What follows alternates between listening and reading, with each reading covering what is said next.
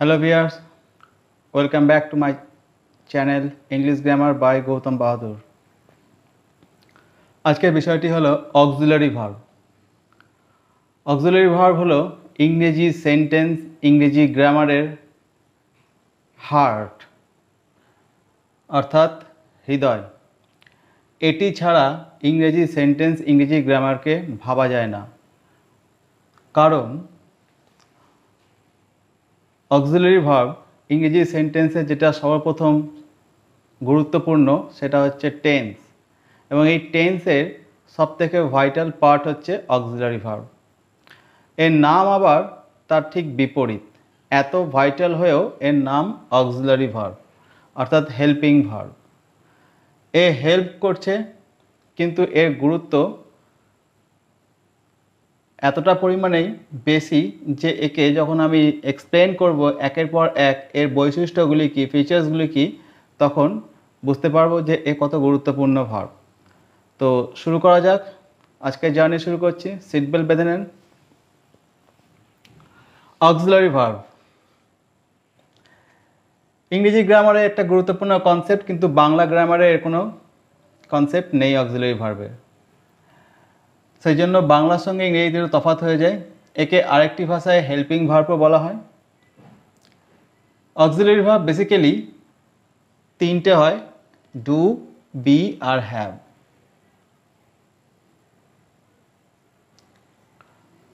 Auxiliary verb কি? Auxiliary verb হলো এমন এক ধরনের ভার্ব যেটার বৈশিষ্ট্যগুলি নিম্নরূপ। নাম্বার ওয়ান, নো মিনিং, অর্থাৎ প্রত্যেকটা শব্দেরই একটা করে অর্থ হয়, কিন্তু অক্সিলারি ভার্ব, একটা ভার্ব যখন অক্সিলারি হিসেবে ব্যবহার করা হবে, বিশেষ করে সেন্টেন্সে, বিশেষ করে টেন্সে, তখন অক্সিলারি ভার্বের কোনো মিনিং আমি পাবো না। মিনিং পাবো না এই অর্থে, যখন আমি সেটাকে বাংলায় রূপান্তর করব, বাংলায় যখন ট্রান্সলেশন করব, তখন আমি দেখতে পাবো না ওর কোনো মানে হয়।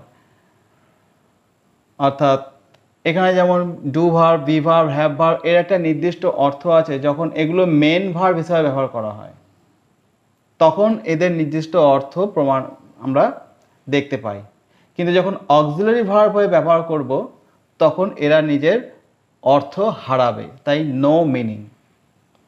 দু নম্বর বৈশিষ্ট্য হচ্ছে এক্সপ্রেস টাইম। তাহলে অক্সিলারি ভার্ব কী কাজ করে? সব থেকে গুরুত্বপূর্ণ কাজ হচ্ছে এক্সপ্রেস টাইম। একটা ভার্বের দুটো কাজ হয়, দুটো গুরুত্বপূর্ণ কাজ করে। ইংরেজি গ্রামারের ক্ষেত্রে একটা ভার্ব দুটো গুরুত্বপূর্ণ কাজ করে। সেটা হচ্ছে ভার্বের অর্থ প্রকাশ করা, আর ভার্বের অর্থাৎ যে কাজটা ভার্বের মাধ্যমে, যে কাজ, সাবজেক্টের যে কাজ করা বোঝাচ্ছে, সেই কাজটা কোন সময় হয়েছে, অর্থাৎ সময় প্রকাশ করা। এই দুটো বিষয়কে নিয়ে তৈরি হয় টেন্স। তাই শুধুমাত্র এক্সপ্রেস টাইম, টাইম মানে হচ্ছে টেন্স, শুধুমাত্র এক্সপ্রেস টাইম প্রকাশ করে বা টেন্স প্রকাশ করে, অর্থাৎ ভার্বের বা কাজের সময় প্রকাশ করে।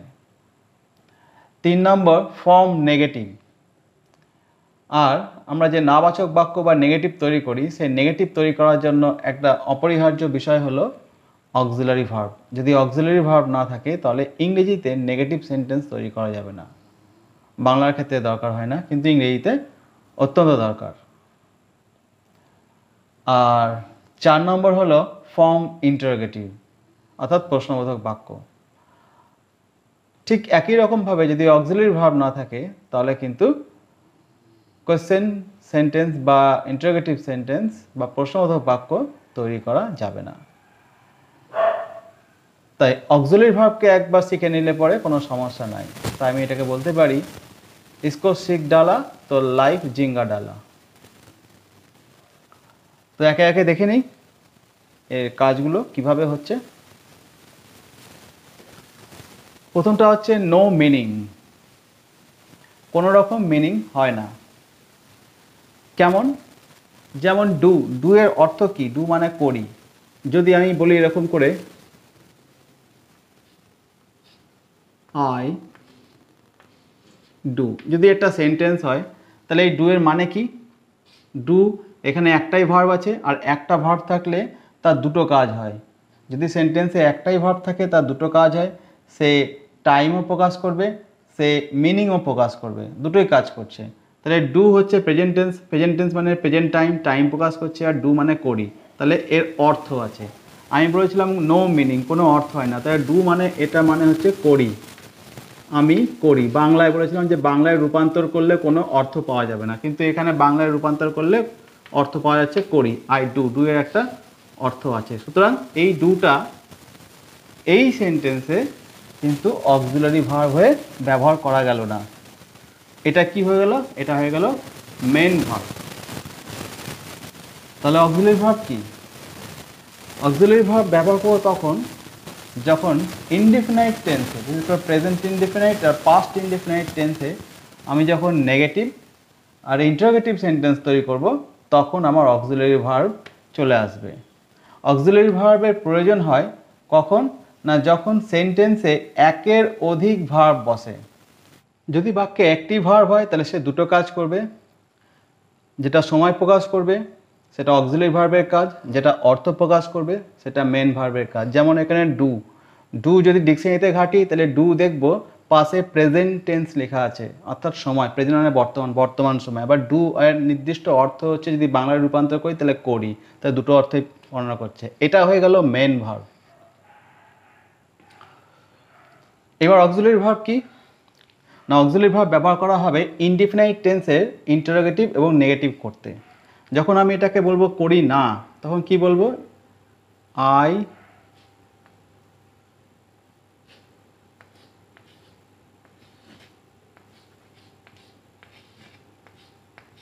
ডু নট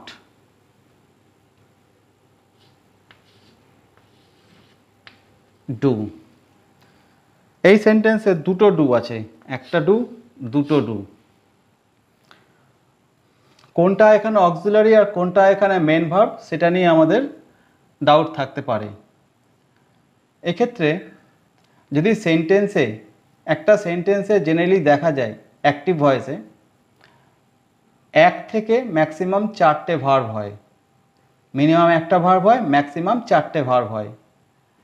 এক্ষেত্রে অক্সিলারি ভার্ব কোনটা আর মেন ভার্ব কোনটা মনে রাখতে হবে। যদি সেন্টেন্সে একটাই ভার্ব হয় তাহলে সেটাই হচ্ছে মেন ভার্ব, যদি দুটো ভার্ব হয় তাহলে অবশ্যই প্রথম ভার্বটা হবে অক্সিলারি ভার্ব আর শেষের ভার্বটা হবে মেন ভার্ব, অর্থাৎ অর্থ প্রকাশ করে। এ সবসময় অর্থ প্রকাশ করে, এর মানে হচ্ছে করি।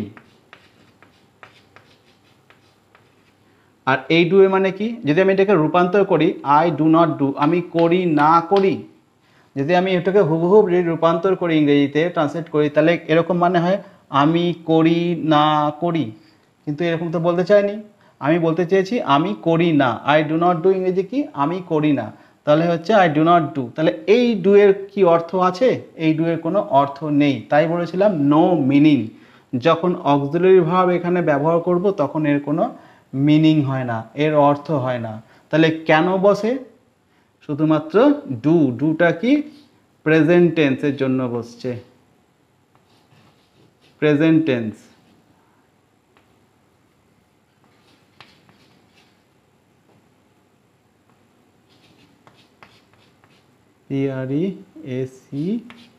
PRESENT, প্রেজেন্ট টেন্সের জন্য বোঝাচ্ছে, অর্থাৎ বর্তমানকালে যে বাংলাটা বললাম আমি করি না, এটা বর্তমানকালে বোঝাচ্ছে।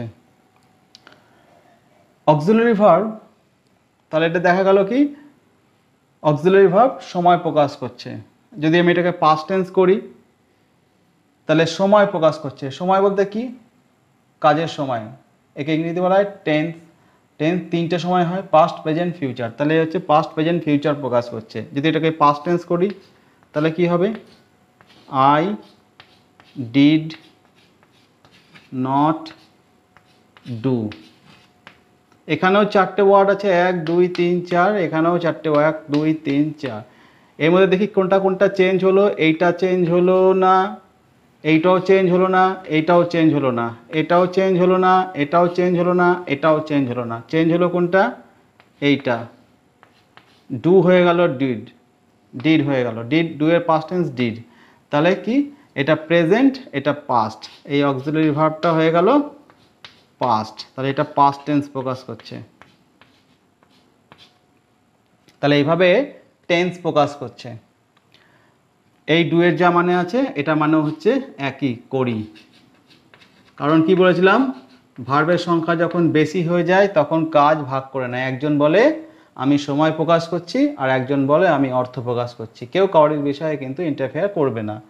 তাই জন্য অর্থ একই থেকে গেল, করি করি, আর চেঞ্জ কি হয়, সময় হয়। কাজ পরিবর্তন হয় না, পরিবর্তন হয় সময়, সময় পরিবর্তন হয়।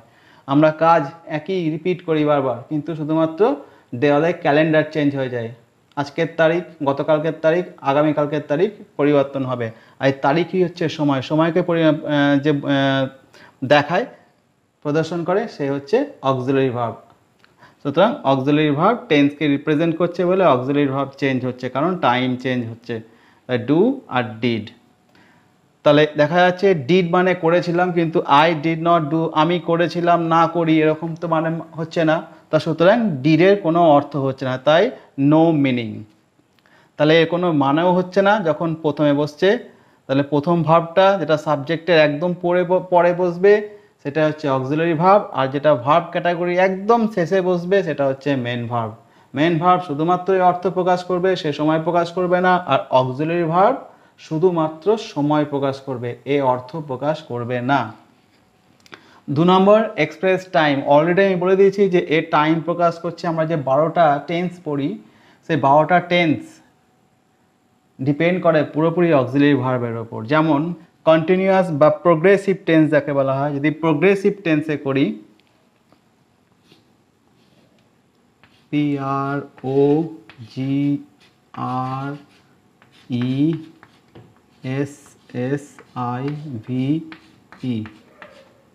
প্রোগ্রেসিভ টেন্স, যাকে কন্টিনিউয়াস টেন্সও বলা হয়। এই প্রোগ্রেসিভ টেন্সে যদি করি তাহলেও দেখব, শুধু প্রোগ্রেসিভ টেন্স বলে না, যত টেন্স আছে, ইনডেফিনাইটও দেখলাম, প্রোগ্রেসিভেও আছে, পারফেক্ট টেন্সেও আছে, পারফেক্ট কন্টিনিউয়াস টেন্সে, 12টা টেন্সেই এর প্রভাব আছে। তো কি করব, তো এখানেও দেখা যাচ্ছে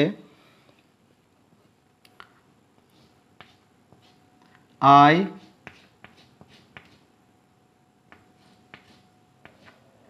অ্যাম ডুইং, আই অ্যাম ডুইং। এখানে সাবজেক্ট আই আছে, এটা একটা অক্সিলারি ভার্ব, এটা মেন ভার্ব।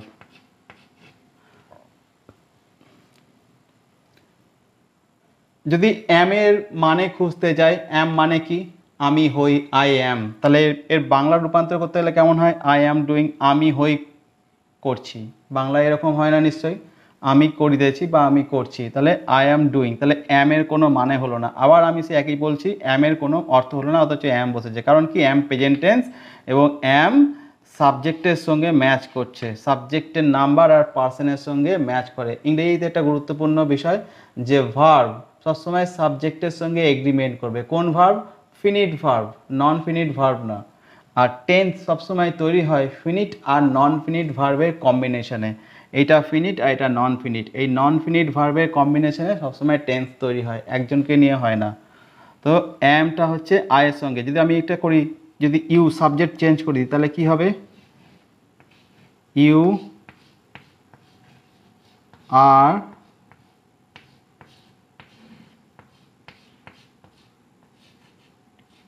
ডুইং।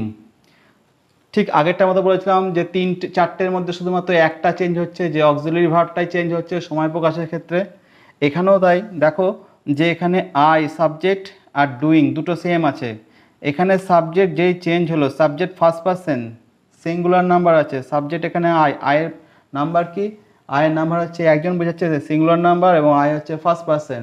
তাই সবসময় ইংরেজির ক্ষেত্রে সাবজেক্টের সঙ্গে ভার্বের এগ্রিমেন্ট হবে, অর্থাৎ সাবজেক্ট যেমন ভার্ব তেমন, subject singular verb singular, subject plural verb plural, এটাই হচ্ছে এগ্রিমেন্ট, গুরুত্বপূর্ণ, যেটা বাংলা গ্রামারে হয় না।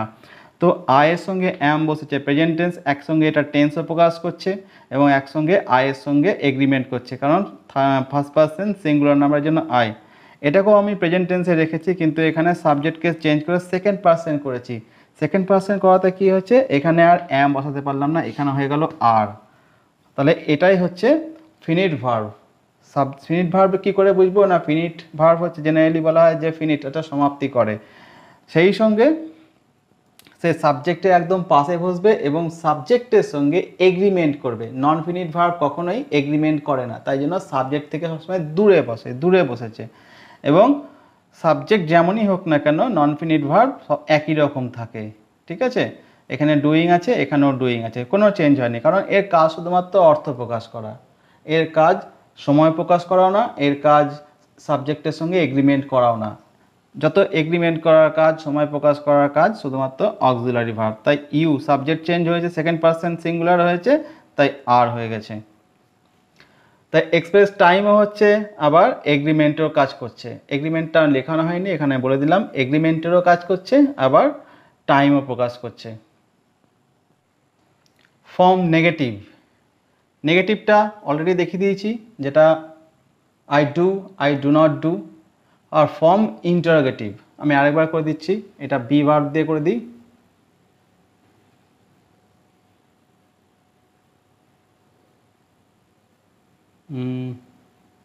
ডু ভার্ব দিয়ে ভালো হয়।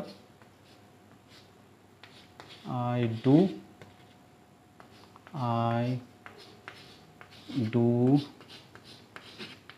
নট ডু,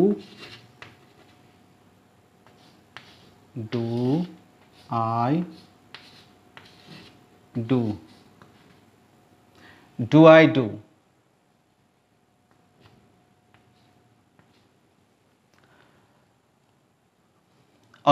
ইন্টারোগেটিভ আর কিছু না, এটা প্রশ্ন তৈরি করার জন্য। এখানে জাস্ট সিনট্যাক্সটা চেঞ্জ হয়, অর্থাৎ স্ট্রাকচার চেঞ্জ হয়। যখন সাবজেক্টের আগে ভার্ব চলে আসে, জেনারেলি ওটা ইন্টারোগেটিভ হয়ে যায়, একমাত্র অপটেটিভ সেন্টেন্স ছাড়া, যেখানে মে আগে বসবে, এছাড়া বাকি সব জায়গায় ভার্ব যদি আগে চলে আসে সাবজেক্টের আগে, তাহলে ওটা ইন্টারোগেটিভ হয়ে যায়। তাহলে ইন্টারোগেটিভ করতে গেলেও আমি অক্সিলারি ভার্ব অপরিহার্য। যদি এটা না থাকতো তাহলে আমি আই ডু হতো, অর্থাৎ অ্যাসার্টিভই হয়ে যেত, এটা আর এটা হয়ে যেত, শুধু এই চিহ্নটা বসেই লাভ হতো না। সুতরাং তাহলে অক্সিলারি ভার্ব কী করছে? অক্সিলারি ভার্বের কোনো মিনিং হলো না। অক্সিলারি ভার্ব টাইম প্রকাশ করছে, কারণ টেন্স যখন করছি সেই টেন্সের টাইমগুলো কন্টিনিউয়াস, ইনডেফিনাইট, পারফেক্ট কন্টিনিউয়াস যত আছে সবই চেঞ্জ করছে। কারণ কি? অক্সিলারি ভার্ব কাজই হচ্ছে কাজের সময় প্রকাশ করা, আর সময়ই হচ্ছে টেন্স। আর বিভিন্ন রকম ফর্ম হচ্ছে, যেমন হচ্ছে নেগেটিভ করতে গেলে যে নট, এই নট হচ্ছে অক্সিলারি ভার্বের বন্ধু, ঠিক আছে। এই নট সবসময় অক্সিলারি ভার্বের পরে বসে,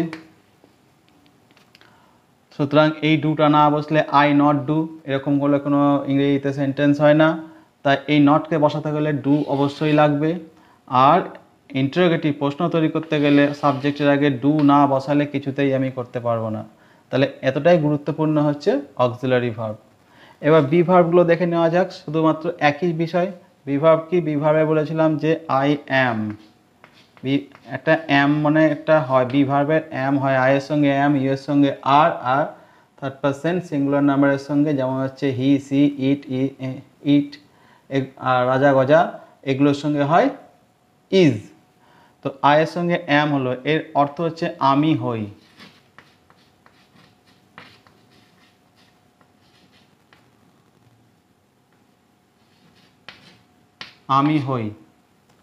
আমি হই, তাহলে এখানে অ্যাম বলতে একটা মানে আছে, হই। ইউ আর, তুমি হও। হি ইজ, সে হয়। হই, হও, হয়। তাহলে যখন অর্থ হচ্ছে, তাহলে নিশ্চয়ই এটা অক্সিলারি ভার্ব নয়, এটা একটা লিঙ্কিং ভার্বের কাজ করছে বা মেন ভার্বের কাজ করছে, কারণ এর অর্থ আছে এবং সেন্টেন্সে একটাই ভার্ব। অক্সিলারি ভার্ব তখন দেখতে পাবো যখন সেন্টেন্সে একের বেশি ভার্ব হবে। একের বেশি ভার্ব হবে মানে দুটো ভার্বের মধ্যে সাবজেক্টের পাশে যে ভার্বটা বসবে, অর্থাৎ এক নম্বর জায়গায় যে বসবে, অর্থাৎ সবার আগে বসবে, সে হচ্ছে অক্সিলারি ভার্ব। আর যেমন হচ্ছে আই অ্যাম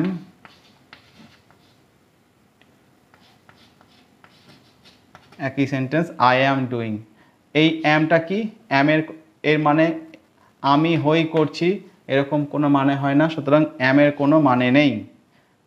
আমি করছি, তাহলে করা ইংরেজি কি? ডু, এবং করছি আইএনজি মানে হচ্ছে সবসময় মুভিং, রানিং বোঝায়, চলমান, প্রেজেন্ট পার্টিসিপল। সুতরাং এটা ঘটমানকে বোঝানো হয়, তাই জন্য ডুইং। তাহলে ডু, করা ইংরেজি হচ্ছে ডু থেকে আসে, অর্থাৎ অর্থ প্রকাশ করছে। তাই এর অর্থ আছে, কিন্তু অ্যাম এর কোনো রকম অর্থ নেই। একই রকমভাবে হ্যাভ ভার্বের ক্ষেত্রে আমি ব্যবহার করতে পারি, যেমন আই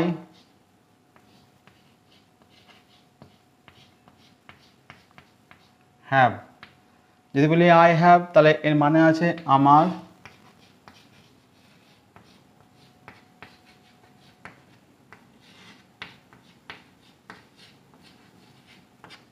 আছে। তাহলে হ্যাভের কি অর্থ হলো?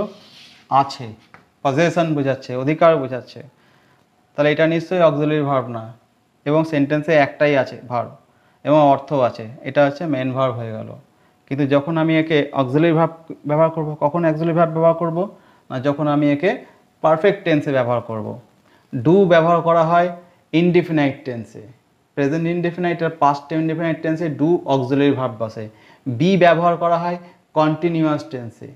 হ্যাভ ব্যবহার করা হয় পারফেক্ট টেন্সে। আর পারফেক্ট কন্টিনিউয়াস, অর্থাৎ পারফেক্টও থাকবে, কন্টিনিউয়াসও থাকবে। তাই পারফেক্টে কি দেখলাম? হ্যাভ, কন্টিনিউয়াস দেখলাম ডু।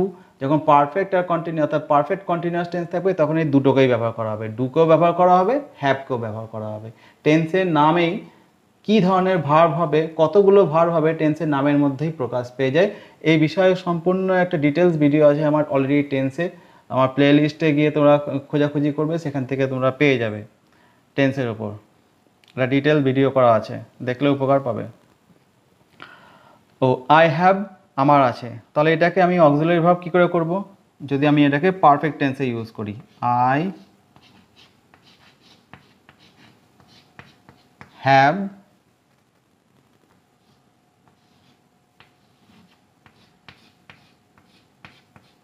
ডান। এবার এই ফর্মটা নিয়ে এলাম, আই হ্যাভ ডান। তাহলে ডু, ডিড, ডান, এটা ভার্বের থার্ড ফর্ম। হ্যাভের পর যদি কোনো ভার্ব বসে, সেটা অবশ্যই ভার্বের থার্ড ফর্মে বসবে। এছাড়া হ্যাভের পর কোনো অন্যরকম ফর্ম বসে না, হ্যাভের পর বসলে ভার্বের থার্ড ফর্মে বসবে।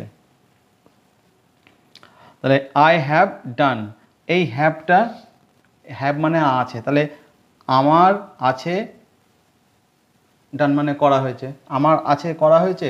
যদি আমি রূপান্তর করি, এরকম কোনো মানে পাই? এরকম কোনো মানে পাই না, তাহলে এটা উল্টো পাল্টা হয়ে গেল। অর্থাৎ এটাও সেই অক্সিলারি ভার্বের ক্রাইটেরিয়া পালন করছে কি না, এর নিজস্ব অর্থ হারিয়েছে, কিন্তু করেছি, করা, ডু থেকে এসছে, তাই ডান। এটা যদি আমি সাবজেক্ট চেঞ্জ করে দিই, যদি আমি হি করে দিই, হি হ্যাভ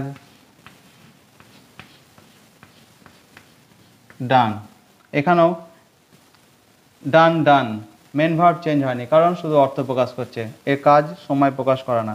তাহলে হ্যাভ, হ্যাজ, এটাও প্রেজেন্ট টেন্সে, এটাও প্রেজেন্ট টেন্সে। কেন কিছু চেঞ্জ হলো না? হ্যাভ থেকে হ্যাজ হলো, কারণ কি? একই টেন্সে আছে তাও চেঞ্জ হলো, কারণ কি? সাবজেক্টের নাম্বার আর পার্সেন্ট। কারণ এগ্রিমেন্ট, এখানে সাবজেক্ট হচ্ছে first person singular number, I হচ্ছে ফার্স্ট পার্সন সিঙ্গুলার নাম্বার, আর হি হচ্ছে third person singular number. Third person singular number জন্য হ্যাজ বসছে, ফার্স্ট পার্সন সিঙ্গুলার নাম্বারের জন্য হ্যাভ বসছে, এটাই চেঞ্জ। সেম টেন্সে থেকেও চেঞ্জ হচ্ছে।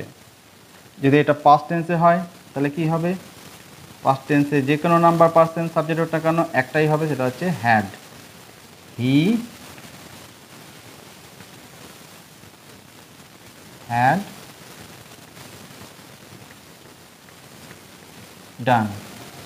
তাহলে এখানেও দেখা যাচ্ছে কি সাবজেক্ট কি হি ডান, মেন ভার্ব চেঞ্জ হয়নি, এ শুধু অর্থ প্রকাশ করবে, সময় প্রকাশ করবে কি না, এই কাজটা পাস্ট টেন্স হয়েছে, তাহলে হি হ্যাড ডান, তাহলে হ্যাড হলো। তাহলে এইভাবে দেখা যাচ্ছে অক্সিলারি ভার্ব তার নিজস্ব অর্থ হারাচ্ছে যখন অক্সিলারি হিসেবে ব্যবহার করছে, অর্থাৎ ভার্বে যখন সেন্টেন্সে একের অধিক ভার্ব হচ্ছে এবং সাবজেক্টের পাশে বসছে, ফিনিট ভার্বের কাজ করছে, নিজস্ব অর্থ হারাচ্ছে। এক, এগ্রিমেন্ট, সাবজেক্টের সঙ্গে নাম্বার ও পার্সনে এগ্রিমেন্ট করছে। দুই, আর সবথেকে বড় কাজ যেটা হচ্ছে এক্সপ্রেস টাইম টেন্সের, অর্থাৎ মেন ভার্বটা কোন সময় হয়েছে, অর্থাৎ কোন টেন্সে হয়েছে, 12টা টেন্স প্রকাশ করছে, কাজের সময় প্রকাশ করছে হচ্ছে 3।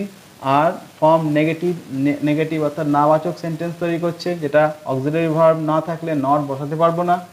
আর ফর্ম ইন্টারোগেটিভ, অর্থাৎ এবং সাবজেক্টের আগে অর্থাৎ সেন্টেন্স শুরুতেই প্রথমেই বসছে অক্সিলারি ভার্ব, এভাবে ইন্টারোগেটিভ তৈরি করছি। তাহলে এই ছিল আজকের উপস্থাপন। আশা করি বিষয়টা একটু সহজ হয়েছে। যদি ভালো লাগে অবশ্যই লাইক, শেয়ার ও সাবস্ক্রাইব করবে। আর এই ধরনের আর কি ভিডিও যদি কিছু জানতে চাও তাহলে আমাকে কমেন্ট করবে। আজকের মধ্যে এখানেই শেষ করছি। দেখতে থাকো, ভালো থেকো।